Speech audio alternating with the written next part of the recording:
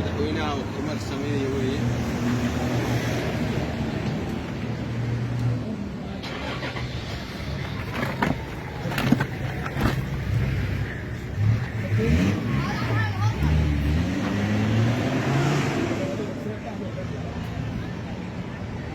أنا بالك يا ريال سلام جنسي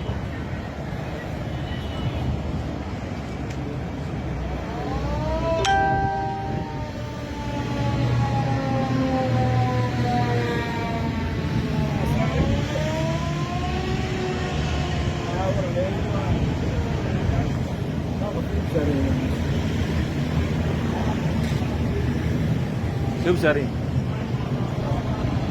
وجهي مدحوينها oo magaalada Ceerigaabo ku sugan